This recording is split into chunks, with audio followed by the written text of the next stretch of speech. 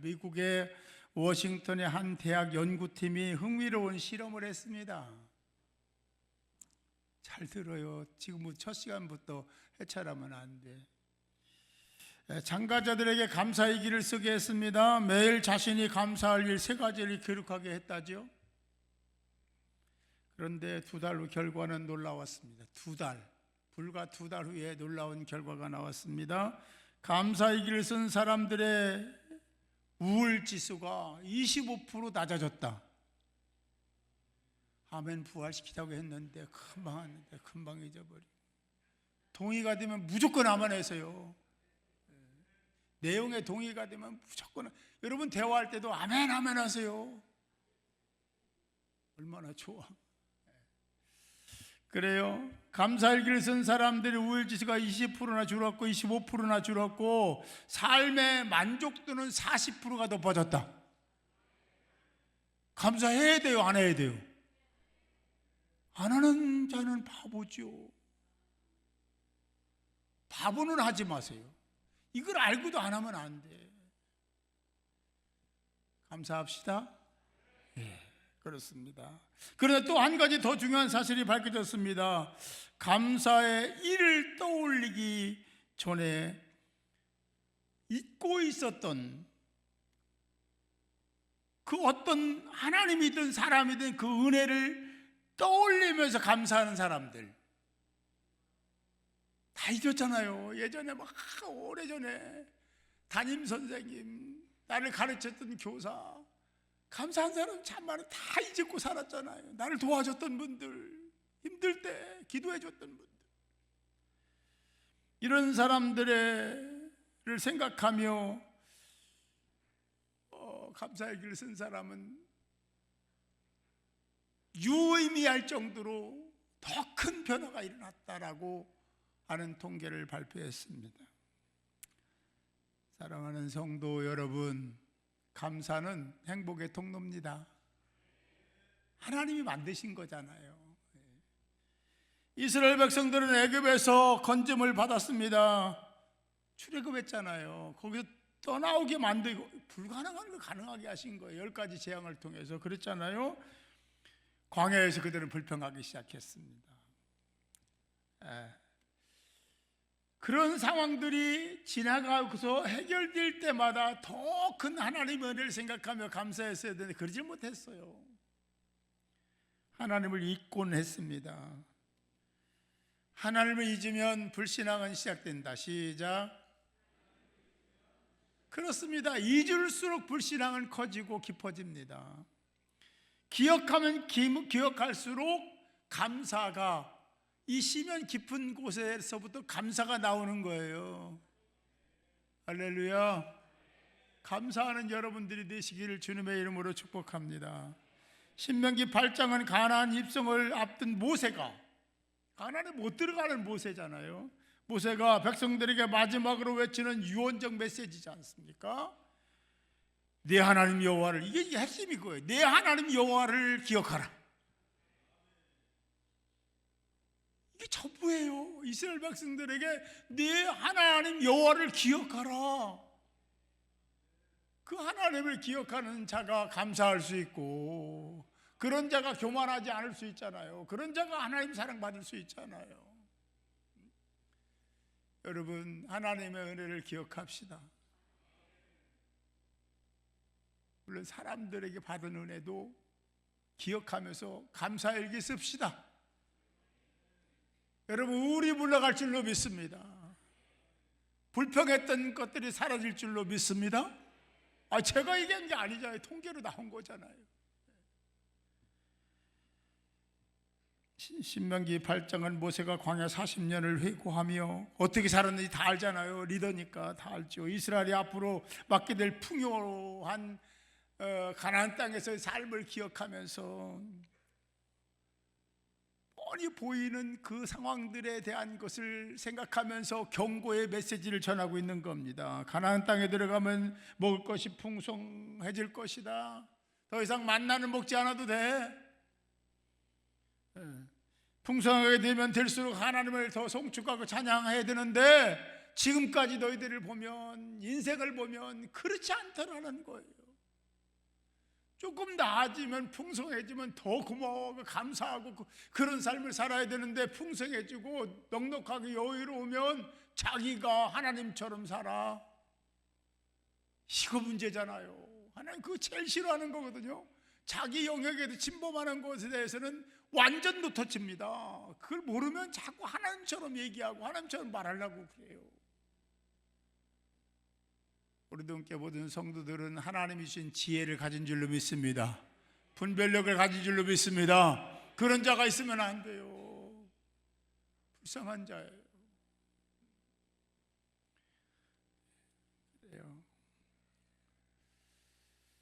그런 상황들을, 인생을 너무나 잘 알고 있는 모세이기에 하나님을 잊어서는 안 된다. 가나안 땅에 들어가면 하나님의 은혜를 기억하라 라는 준엄한 명령을 내리고 있는 겁니다. 기억하라는 것은 18절의 핵심 가치 아닙니까?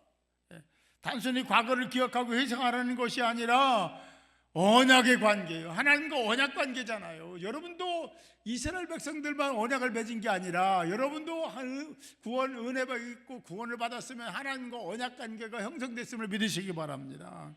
그것을 되새기며 그 은혜, 그 약속을 되새기며 하나님이 원하시는 바를 따라서 실행적인 실천적인 삶을 살라고 한 거예요. 다시 말씀드리면 하나님의 은혜를 기억하여 풍성해져도, 넉넉해져도, 잘 내게 됐을 때 더 기도하고 더 봉사하고 더 헌신하는 자가 되라. 제가 가슴 아픈 거요, 하나님의 은혜를 받은 사람이 그래야 되는데 그러지 않을 때 너무 가슴 아파요. 그들보다 비교적으로 더 어려운 사람들이 더 감사해. 안타까워요. 하나님 평가는 어떻게 평가되실까 하실까 뻔합니다. 저는 확신하고 있습니다. 확신합니다. 하나님 평가는 준엄한 거예요. 하나님 앞에 받은 은혜를 기억하며 감사하는 여러분들이 모두 되시기를 축복합니다. 감사를 잊은 자의 풍요, 감사를 잊은 자의 풍요는 그 사람을 교만하게 하고 하나님의 심판을 부릅니다. 그러나 감사를 기억한 자의 풍요는 그 사람을 겸손하게 하고 축복의 통로를 엽니다. 어떻게 살아야 되겠어요? 뻔한 거잖아요. 오늘은 추수감사주일입니다. 기억하고 오셨나요? 기도하고 오셨나요?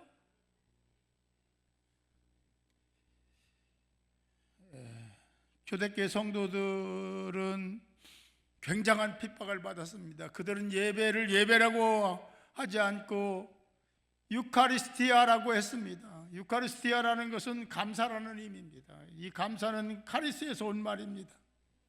그래서 그들은 예배라는 말 대신에 그 의미를 다 부여한 것이 유카리스티아라는 말입니다.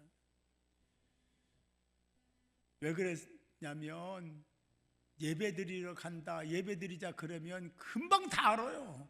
그러니까 체포하고 미행하고 잡아내면 죽이고 그랬거든요. 생명 건 예배를 드린 겁니다. 우리는 그런 생명 건 예배는 아니잖아요. 힘들고 피곤하고 어렵고 병들고 아프고 이런 건 있어요. 생명 건 정도는 아니잖아요. 그런데도 예배를 소홀히 하면 안 돼요? 예배는 하나님의 자존심입니다. 그걸 무시하면 안 돼요. 우리 교회도 먼 데서부터 힘들고 어려워도 오시는 분들이 계시잖아요. 근데 우리는 대부분 가까이 살잖아요. 감사하면서 기꺼이 하나님이 기뻐하시는 온전한 예배자가 될 수 있기를 축복합니다. 예배란 하나님의 은혜에 대한 응답으로서의 행위 감사입니다. 감사를 소홀히 하면 안 돼. 종교개혁자인 마틴 루터는 이런 말을 했습니다. 감사는 믿음의 첫 열매요. 할렐루야. 감사는 믿음의 첫 열매요. 불신앙의 반대말이다. 믿음의 첫 열매일 뿐만 아니라 불신앙의 반대가 어떤 말이냐 하면 감사다 그랬어요. 감사합시다. 감사해야 돼요. 아니, 하나님을 위해서도 감사해야 되지만 나를 위해서, 여러분 자신을 위해서도 감사해야 되고, 시대를 위해서도 감사해야 되고, 우리동 교회, 소그룹터 교회와 우리동 성결교회에서 위해서도 감사해야 될 줄로 믿습니다. 그렇습니다. 감사 행위는 그 성도의 신앙의 척도, 믿음의 분량입니다. 얼만큼 감사하느냐는 정확하게 제가 볼 때 얘기할 수는 없지만 보편적으로 보면요, 감사는 그 사람의 믿음의 정도요, 분량입니다. 신앙의 분량이에요. 딱 나옵니다. 제가 어릴 때부터 봐온 거잖아요. 하나님도 그렇게 평가하십니다. 오늘날 성도들은 너무 많은 풍요를 누리고 있어요.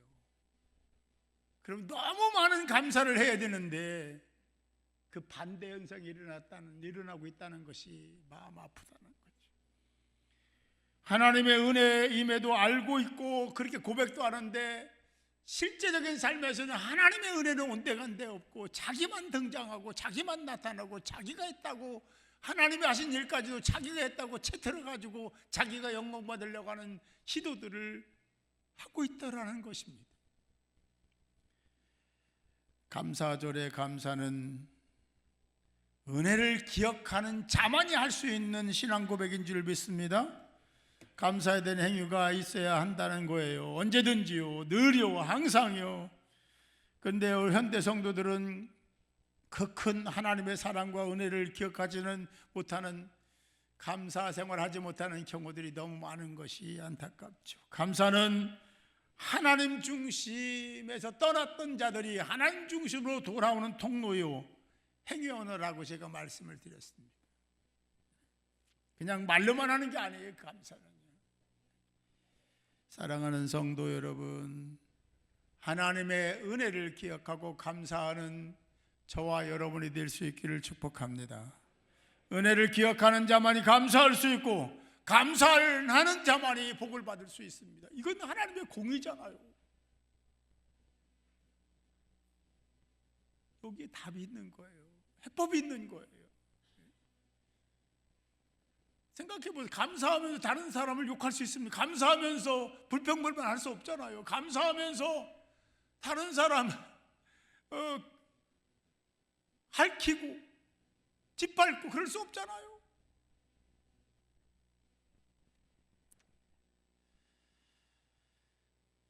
모세는 백성들에게 이런 선포를 합니다. 네 하나님 여호와를 기억하라.